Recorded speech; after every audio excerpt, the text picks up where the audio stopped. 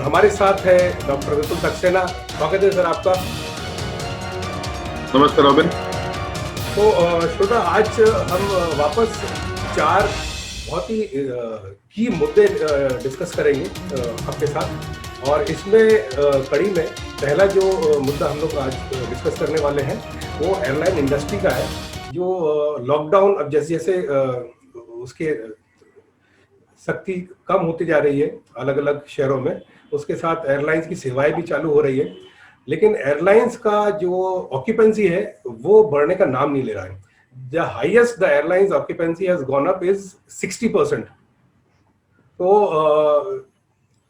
हमारे जो एक्सपर्ट है डॉक्टर विपुल सक्सेना, वो एविएशन के काफी जानकार हैं, खुद एक्स इंडियन एयरफोर्स पायलट रहे हैं, तो उनसे समझते हैं ये क्या हो रहा है। और ये स्कीम्स और ऑफर्स जो नॉर्मली आते हैं तो लोग बाग उसका ज्यादा से ज्यादा फायदा उठाते हैं, इस बार ये 60% पे बात क्यों अटक गई है। और ये स्पेशली जब छठ, दिवाली, न्यू ईयर, ये टाइम की बुकिंग एडवांस में होना शुरू हो जाती है।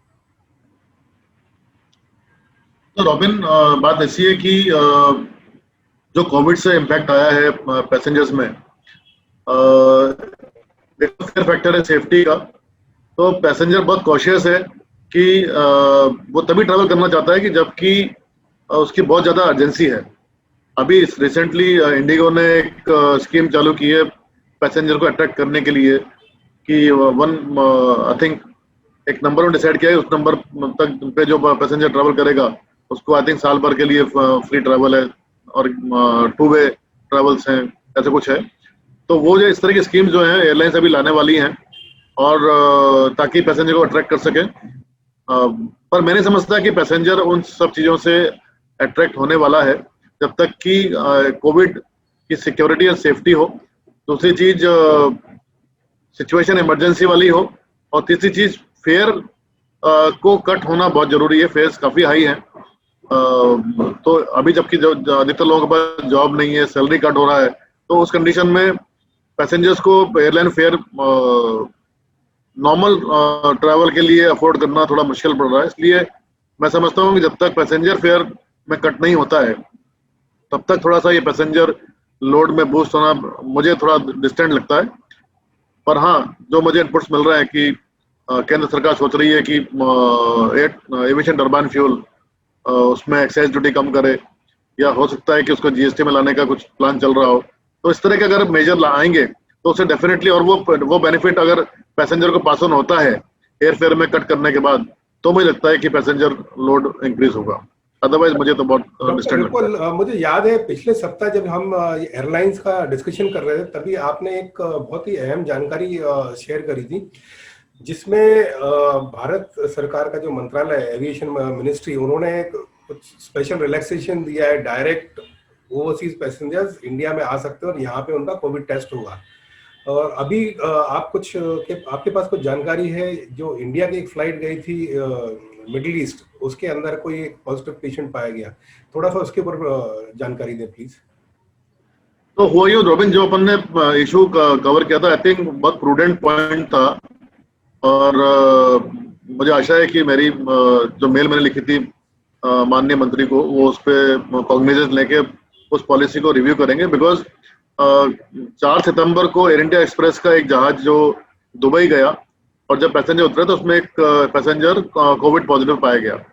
और उसके बाद दुबई अथॉरिटीज ने 18 सितंबर से 2 हफ्ते के लिए up to 2 October Air India Express की फ्लाइट पे बैन लगा दिया। बिकॉज ये पॉलिसी वो लोग फॉलो कर रहे हैं, और वही नहीं, कई कंट्री इस तरह की पॉलिसी फॉलो कर रहे हैं कि वो लोग जो फॉरेन नेशन से जहाज आ रहे हैं उसमें कोई कोविड पेशेंट को अलाउ नहीं करें। और यही बात हमने एम्फेसिस की थी कि ये जो पॉलिसी बनाई गई है, जब तक कि आप उसमें कुछ कंडीशन नहीं डालेंगे कि कुछ अनअवॉइडेबल कंडीशन में अगर पैसेंजर आरटीपीसीआर टेस्ट नहीं कर पा रहा है तो आप अलाउ करें, क्योंकि वो एक एक्सीडेंसी होती है, वो ह्यूमैनिटेरियन ग्राउंड हो सकता है। पर ओपन परमिशन का मतलब ये है कि आप इन्फेक्शन को अपने देश में इन्वाइट कर रहे हैं। और मैं समझता हूँ कि जो दुबई गवर्नमेंट है, उन्होंने भी वही परसेप्शन से इस पॉलिसी को बनाया था। ये बात सही है कि वो बैन अभी उठा लिया गया है, उसमें डेफिनेटली डिप्लोमेटिक चैनल से काफी बातें हुई होंगी, कुछ एश्योरेंस दी गई होंगी। पर जो हमने पॉइंट ड्राइव किया था वो हमारा पॉइंट प्रूव हुआ है कि ये एक सीरियस मैटर है और सरकार को अपने जो सर्कुलर उन्होंने इशू किया था उस पर रिव्यू करना चाहिए और उसको भी सिमिलर टाइप रखना चाहिए कि ओनली इन सर्टेन एक्सीजेंसीज ऐसा पैसेंजर जिसने आरटीपीसीआर टेस्ट नहीं किया है उसको बोर्डिंग अलाउ करना चाहिए। व्यूअर्स, आपको ध्यान होगा सीए जब ये बिल पास हुआ और एक्ट बना तभी काफी सारे प्रोटेस्ट ऑल ओवर इंडिया हुए और पूरे देश को भ्रमित करने की भरपूर कोशिश की गई। अब वैसा ही एक माहौल बनता नजर आ रहा है फार्म बिल को लेकर। केंद्र सरकार ने इसके ऊपर कल संसद के अंदर चर्चा हुई, बिल को लोकसभा में पास हुआ। अभी इसके अंदर जो मेन फायदा है, जो सबसे मुख्य इसके बेनिफिशियरी रहेंगे वो किसान रहेंगे, हमारे किसान भाई। लेकिन काफी सारी अपोजिशन की पार्टीज और बुद्धिजीवी जो लेफ्टिस्ट साइकोलॉजी को बिलोंग करते हैं उन लोगों का कहना है कि ये किसानों के अगेंस्ट में, उनके हित में नहीं है। तो इसके ऊपर भी थोड़ी सी हम जानकारी लेंगे और चर्चा करेंगे विपुल जी के साथ। तो रॉबिन, बात यह है कि मैं रेगुलरली पीएमओ को लिखता रहा हूँ और इवन सोशल मीडिया मैंने कई बार ट्वीट कर रहा हूँ कि जो हम फार्मर, जिसको हम फार्मर बोलते हैं, वो फार्मर एक्चुअली फार्मर नहीं है। ये पूरा जो फार्म क्रॉप आती है, जितना भी प्रोसेस आता है, वो सारा एक माफिया है। हर जगह एक लोकल माफिया है जिसने पूरा कंट्रोल किया हुआ है और उसी का लीगल नाम है एपीएमसी। जो एपीएमसी जो है वो बेसिकली मिडिलमैन है जो फार्मर से बहुत सस्ते भाव में उनका क्रॉप जो खरीदते हैं, चाहे वो वेजिटेबल हो, चाहे वो ग्रेन्स हो, चाहे वो फ्रूट्स हो, और उस पर अपना ऑलमोस्ट 100 to 200% मार्जिन निकाल के वो जनता के पास पहुंचाते हैं। तो अल्टीमेटली होता क्या है कि जो एपीएमसी एक्ट वगैरह लाया गया था, वो लाया गया था कि लॉजिस्टिक सप्लाई इंप्रूव होएगी और जनता के पास फ्रेश क्रॉप पहुंचेगी और एक रीजनेबल रेट पे पहुंचेगी। उसका पूरा फायदा उठाया पॉलिटिकल पार्टीज ने, पॉलिटिकल लॉबीज ने, पॉलिटिकल ग्रुप्स ने और मिडिल मैन ने, और उसको उन्होंने एक हफ्ता, लीगल हफ्ता का सिस्टम बना लिया। इसीलिए फार्मर 2 रुपए किलो में प्याज बेच रहा है नासिक में और बॉम्बे में पहुंच के वो 50 रुपए 60 रुपए में बिक रहा है। इसका मतलब क्या है? 48 रुपए कहाँ चला गया? आप 2 रुपए मान लो ट्रांसपोर्टेशन का, तो बाकी 46 रुपए मिडिलमैन के बीच में की जेब में जा रहा है। और मिडिलमैन अकेला नहीं खा रहा है, उसमें पॉलिटिकल पार्टी है जो उससे हफ्ता मांगती है, लोकल पॉलिटिशियंस है वो उससे हफ्ता मांगते हैं, कुछ गवर्नमेंट ऑफिसर होंगे वो हफ्ता मांगते होंगे। तो ये जो सिस्टम चल रहा था उससे न तो फार्मर को फायदा होता था, न कंज्यूमर को फायदा होता था। तो ये जो बिल सरकार लाई है, बहुत बढ़िया बिल लाई है। और मैं समझता हूँ जो मोदी जी शुरू से बोलते आ रहे हैं कि जल्दी से हम फार्मर की जो इनकम है उसको डबल करेंगे, उसकी तरफ एक बहुत बड़ा कदम है। और इससे अगर किसी को नुकसान हो रहा है तो केवल मिडिलमैन को नुकसान हो रहा है, और जो पॉलिटिकल पार्टीज हैं जिनको इससे फंडिंग मिलती है या जिनका माफिया बैठा हुआ है, उन्हीं को नुकसान है। अदरवाइज ये बिल बहुत सराहनीय है। इससे अल्टीमेटली फार्मर की इनकम बढ़ेगी और जो कंज्यूमर है उनको भी कम प्राइस पर प्रोडक्ट्स मिलेंगे। तो ये जो सब चल रहा है विरोध में, मैं समझता हूँ है।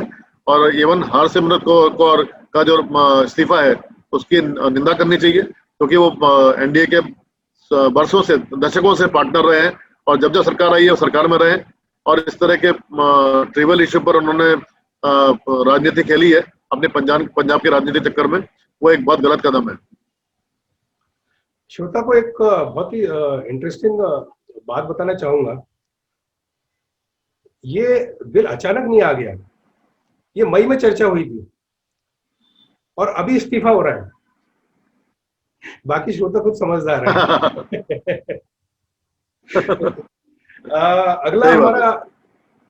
अगला हमारा टॉपिक है बैंकिंग रेगुलेशन बिल 2020।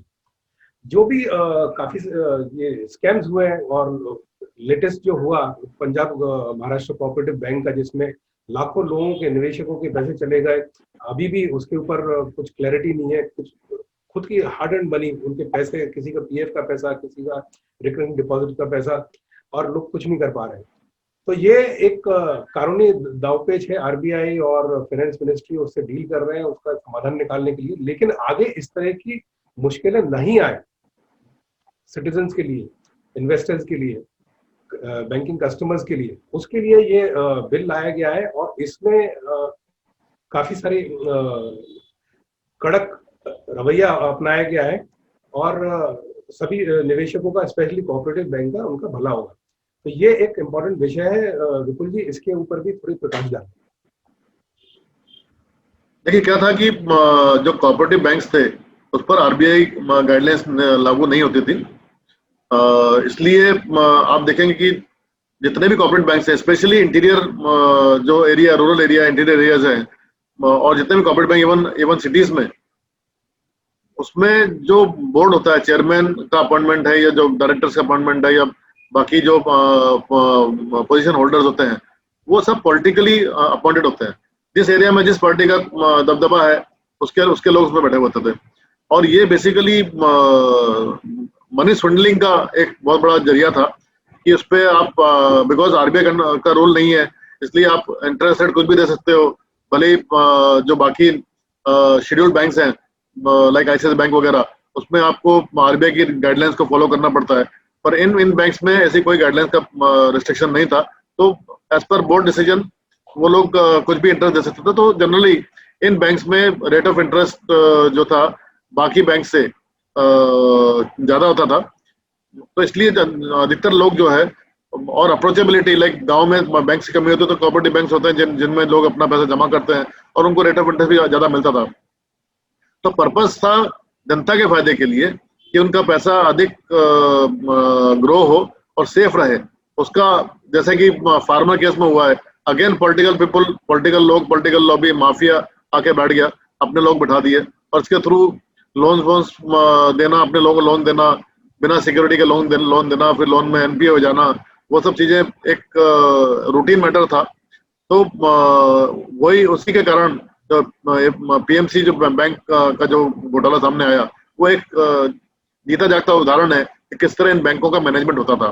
तो उसमें जब सरकार ने देखा कि मतलब ये बहुत, जो पर्पस था सरकार का इन बैंक्स को ऑपरेट करने का, पर्पस ही डिफीट हो रहा है, तो इसलिए उनको आरबीआई के अंडर में लाके सरकार ने बहुत बड़ा कदम उठाया, बहुत अच्छा कदम उठाया, जिससे कि अभी न केवल आरबीआई गाइडलाइंस इन लोगों को फॉलो करनी पड़ेगी, बल्कि बहुत गवर्नेंस के जो मुद्दे हैं, किस तरह इसका बोर्ड डिसाइड होगा, किस तरह चेयरमैन सेलेक्ट होएगा, क्या क्या रिपोर्टिंग होएगा, किस तरह ट्रांजेक्शन कर सकते हैं, किस तरह ट्रांजेक्शन नहीं कर सकते हैं, क्या लोन की कंडीशन होंगे, और सब वो सब जो है पूरी फॉलो होंगी। और उससे मैं समझता हूँ कि इन बैंक में भी एक सेफ इन्वेस्टमेंट रहेगा, जो भी डिपॉजिटर्स हैं उनका, और जो लोन वगैरह है वो भी काफी रेगुलेट हो जाएंगे और जनता का पैसा सेफ हाथों में रहेगा।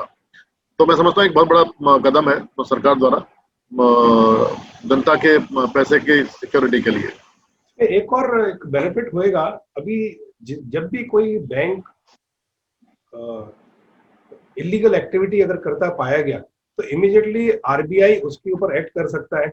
उसके अंदर अगर कुछ मर्जर एक्विजिशन होने हैं बिटवीन वन और मोर कोऑपरेटिव बैंक, या कोऑपरेटिव बैंक को किसी प्राइवेट बैंक या नेशनल बैंक के पास जाना है, तो ये सारी चीज भी आसानी से संभव हो सकती है। बिल्कुल सही बोला रोमिन तुमने कि अभी जब आरबीआई का कंट्रोल आ जाएगा तो ये सब चीजें जो हो रही थी कि भाई एक बैंक में सपोज एनपीए ज्यादा हो गया, बिकॉज अपने लोगों को लोन दे दिया, लोन डूब गया, लोन वापस नहीं आया, इंटेंशनली वापस नहीं किया, तो उस लॉस को छुपाने के लिए आपने मर्जर कर दिया या दूसरे बैंक को ज्वाइन कर दिया। ओके, वो सब छुपाने के तरीके थे, वो अब पॉसिबल नहीं होंगे। कोई भी ऐसी ट्रांजेक्शन जो कि सही नहीं है वो आरबीआई के नोटिस में आ जाएगी। अगला और लास्ट अपना जो चर्चा है वो सबसे अहम मैं बोलूंगा इस सप्ताह का, जया बच्चन जी ने संसद भवन में जिस तरह का बयान दिया एसएसआर केस में, जो भी बातें सामने आ रही हैं उसको लेकर, उससे काफी सारे लोग उनसे इत्तेफाक नहीं रखते हैं, नाराजगी है। और उनका एक जो टिप्पणी था थाली में छेद, वो बहुत ही सीरियसली लिया गया है, उसको हल्केपन से जनता नहीं ले रही। तो पहले तो मैं आपकी इसके ऊपर टिप्पणी चाहूंगा और उसके बाद फिर मेरे दिमाग में कुछ 2-3 बातें और हैं, उसको फिर हम लोग डिस्कस करेंगे।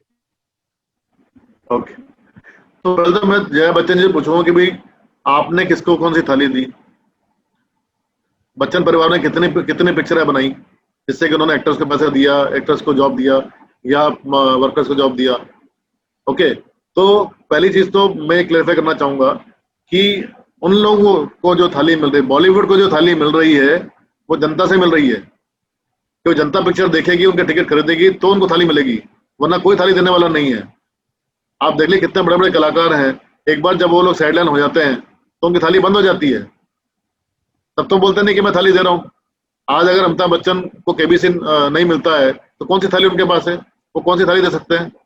तो मैं समझता हूँ सबसे पहले तो उनके दिमाग में क्लैरिटी आना चाहिए, जया बच्चन जी के और जितने भी इस मानसिकता के लोग बॉलीवुड में बैठे हुए हैं जो सोचते हैं कि हमारी बपौती है बॉलीवुड, उनके दिमाग में बहुत क्लैरिटी आनी जरूरी है कि जनता है जो आपको थाली दे रही है, तो आप इस भ्रम से निकल जाओ कि आप किसी को थाली दे रहे हो। ठीक है, तो वो एक बहुत भद्दा उनका स्टेटमेंट था कि जिस थाली में छेद कर रहे, थाली में छेद आप कर रहे हो, क्योंकि उस थाली में अगेन माफिया आके बढ़ गया है। बॉलीवुड में कुछ परिवार हैं जिन्होंने पूरा कंट्रोल किया हुआ है और नए कलाकारों को, जो वास्तव में बेहतर कलाकार है, उनको या तो काम नहीं मिलता है या उनका रेडिकल होता है या उनको खत्म कर दिया जाता है। तो थाली में छेद आप कर रहे हो क्योंकि आप उस इंडस्ट्री को फेयरली ग्रो नहीं होने दे रहे हो। तो इसलिए दो चीज दिमाग में रख लेना चाहिए लोगों को कि थाली आप किसी को नहीं दे रहे हो, आपको थाली जनता दे रही है। और दूसरी चीज, ये बपौती नहीं है।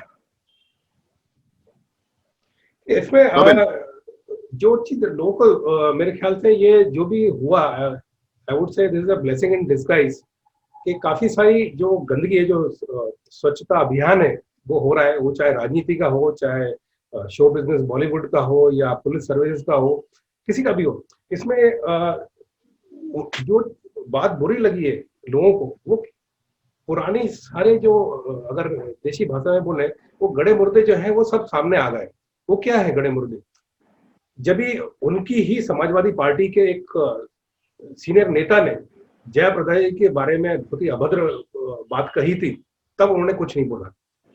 उनके पार्टी के फाउंडर नेताजी मुलायम सिंह यादव जी, जब भी उन्होंने एक टिप्पणी करी थी कि लड़कों से गलती हो जाती है, तभी वो चुप रही।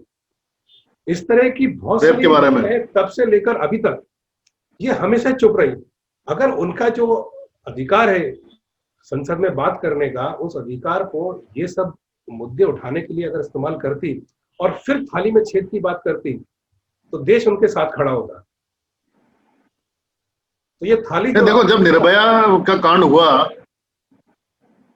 रॉबिन तुम्हें याद होगा, जब निर्भया कांड हुआ तब भी जया बच्चन संसद में उठी थी और उन्होंने बड़ा रोना धोना मचाया था कि देखो एक अबला नारी के साथ ये हो गया वो हो गया। ठीक है, तब तो वो एक अलग एंगल था। ठीक है, अभी जब कंगना के साथ इतनी जाती हुई है, उसका पूरा ऑफिस तोड़ दिया गया, उसको कोई समय नहीं दिया जवाब देने का, तो आप बोलते हैं कि थाली में छेद कर रहे हो। तो ये हिपोक्रेसी और डबल स्टैंडर्ड, इस तरह के जो स्ट्रक्चर पे जो लोग बैठे हैं, जिनके हम लोगों ने जिंदगी भर इज्जत की है, उनकी फिल्में देखी हैं और इनको रोल मॉडल माना है, उनके मुंह से जब इस तरह के विचार निकलते हैं, बहुत गहरा धक्का लगता है कि हमने जिंदगी में क्या हम लोग ने गलत समझा इन लोगों को। ये थाली जो है, इसमें अभी दो एंगल है मेरे हिसाब से। आपने एक बताया एंगल, जो जनता टिकट खरीदती है बॉक्स ऑफिस पे, वो बराबर है। इसके अलावा एक और अभी उसमें एंगल है, जो थाली बनाने वाले लोग हैं। तो ये पहला वाला जो है, उसको थोड़ा सा और विस्तार करूंगा। पूरे अभी तो मल्टीप्लेक्स आ गए, लेकिन जब ये सुपरस्टार बने अमिताभ बच्चन जी और बाकी इंडस्ट्री के लोग बड़े बड़े अभिनेता बने, सिल्वर जुबली और गोल्डन जुबली उस टाइप की होते थे, वो टाइम इलेक्ट्रॉनिक एरा नहीं था। उस टाइम पे रील आती थी और 50 या 60 रील, 50 या 60 सिनेमा घरों में देश भर में वो रिलीज होती थी, और एक सिनेमा हाउस में से जब उतरती तब दूसरे सिनेमा हाउस में जाती थी। तो उस वक्त ऐसा समय था कि लोग एडवांस बुकिंग करते थे। वो एडवांस बुकिंग जो लोगों ने करी, उस वक्त जो भी टिकट का भाव होता था, 2 रुपए, 5 रुपए, 10 रुपए, उससे थाली बनी है। बिल्कुल सही रॉबिन, बिल्कुल सही बोला।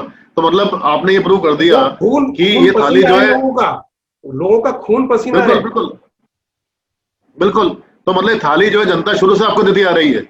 कि जब सिनेमा घर होते थे, मल्टीप्लेक्स नहीं होते, तब भी एडवांस बुकिंग के थ्रू या टिकट लेने के थ्रू जनता आपको थाली दे रही थी, ना लोग कि डंडे आपने किसी खाते थे को पुलिस कोई के, थाली दी है। लोग डंडे खाते थे बिल्कुल पुलिस के बिल्कुल एडवांस बुकिंग का टिकट लेने के बिल्कुल लिए, उससे बिल्कुल थाली सही मिली है। है। अपन जब स्कूल कॉलेज में होते थे, यस यस, और अभी जो मुझे थाली याद है, है जब हम लोग स्कूल अभी जो कॉलेज में होते थाली थे। अभी जो या थाली का कुछ हिस्सा जो नया, उसमें एक नई एक पड़त आना शुरू हुई है नीचे, वो कौन सी है? सिनेमा हाउस खाली पड़े रहते हैं, लेकिन पिक्चर करती है 500 करोड़ का टर्नओवर। ये पिक्चर टर्की में बहुत हिट होती है, मिडिल ईस्ट पाकिस्तान में बहुत हिट होती है, चाइना में बहुत हिट होती है। तो ये एक मुद्दा है जो सरकार ने अपने उनके जो भी ईडी या एनआईए जो भी डिपार्टमेंट है उसके माध्यम से, आई एम श्योर अगर ध्यान नहीं गया होगा तो अब ध्यान देना की जरूरत आ गया है। क्योंकि ये जो थाली है, पहले जिन लोगों ने बनाई वो तो उनका कुछ उसके अंदर पर्सनल इंटेंशन नहीं था, ना स्टेक था उनका, सिर्फ ये था वो किसी को चाहते हैं। अभी जो है, जो नई पड़त आ रही है थाली में, उन लोग का नुकसान हो रहा है, तो तकलीफ बहुत रहेगी। बिल्कुल सही बात है रॉबिन। उसमें एक एंगल और है कि आप देखते हैं कि कुछ वही परिवार के नाम जो है, जब उनकी पिक्चर आती है तो एक हफ्ते में 300 करोड़, 200 करोड़, 1000 करोड़ कुछ भी बन जाता है। और जो एक सेकंड रन का जो लीड, उसकी कितनी भी अच्छी पिक्चर होगी, वो 20 करोड़ 25 करोड़ पहुंचती है। ऐसा क्यों है? ऐसा एक्चुअली नहीं होता है। ये सारा पैसा जो है वो एक इल गॉटन मनी है, वो पूरा सर्कुलेट होके ब्लैक से व्हाइट होता है और फिर वो कहीं और जाता है, जहाँ आप उसको टेरर नहीं बोल दो, जो भी बोल दो। तो ये पूरा एक सिस्टम बना हुआ था जिसपे सरकार की नजर गई है। तो जैसे आपने बताया कि पहले टर्की वर्की में जहाँ पे होती है, तो जैसे वो पैसा आता है वैसे ये पैसा भी सर्कुलेट होता था इंडिया के अंदर बाय ये 4-5 परिवारों द्वारा।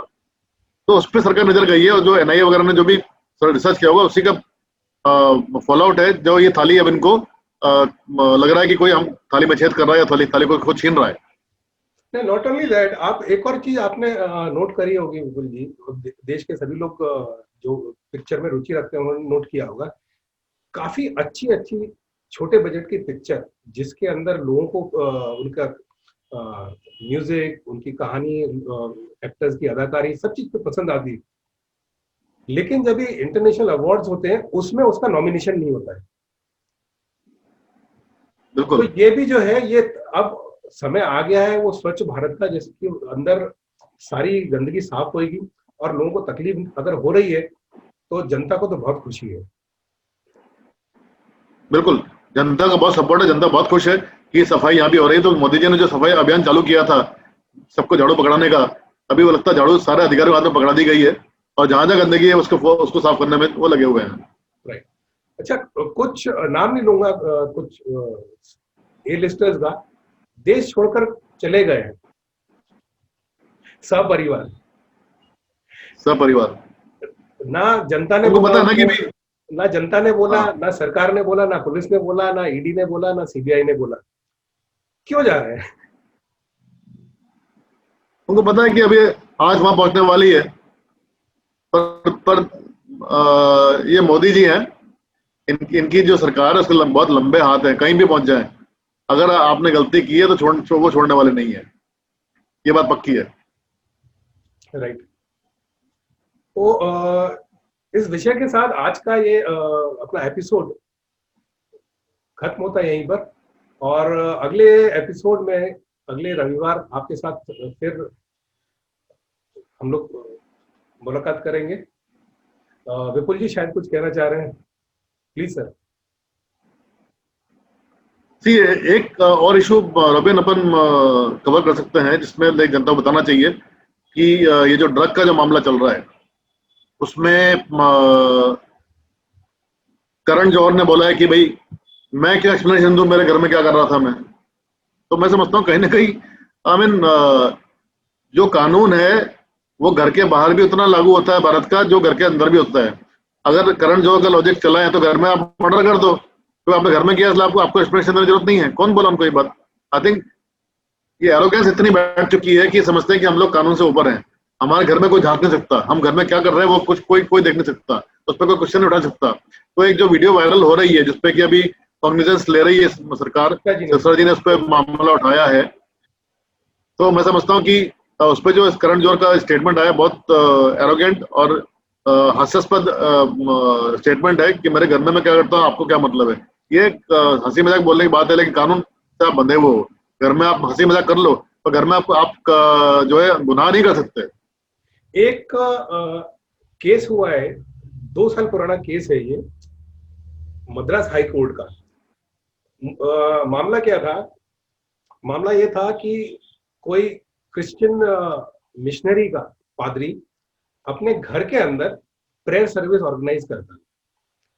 Over the period of time उसकी प्रेयर सर्विस काफी फेमस हो गई और शहर के काफी लोग ने वहां पे आना शुरू कर दिया, जिसकी वजह से वहां पे ट्रैफिक जैम होने लगा, पार्किंग का इश्यू होने लगा।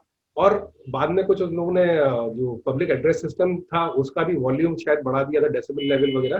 तो किसी ने पुलिस में कंप्लेंट करी और वो मामला पुलिस से संभला नहीं। मामला गया हाई कोर्ट में। तो हाई कोर्ट ने उसका जो फाइनल जो डिसीजन था, उसका जो जिस्ट था वो यही था कि आप जो भी करें अपनी पर्सनल प्रोमाइसेस जो है, जिसको आप घर बोलते हो या बंगलो बोलते हो या फ्लैट बोलते हो, एक तो वो लॉ ऑफ द लैंड के हिसाब से होना चाहिए। दूसरा, म्यूजिक सिस्टम आपका हो सकता है, धार्मिक जो भी आप कार्रवाई कर रहे हैं वो आपकी हो सकती है, लेकिन उसकी वजह से कोई भी शहर के लोगों को या वहां पे पार्किंग या ट्रैफिक या नॉइज पोल्यूशन जैसी स्थिति खड़ी नहीं होनी चाहिए। अगर हो रही है public order, law and order तो आप डिस्टर्ब नहीं कर बनती सकते। है। ठीक बात। और ये जो करण बिल्कुल। जौहर ने जो बोला है कि ये मेरा घर है तो ये मेरा पर्सनल पार्टी है, इस विषय के ऊपर हम लोग अगले हफ्ते चर्चा करेंगे।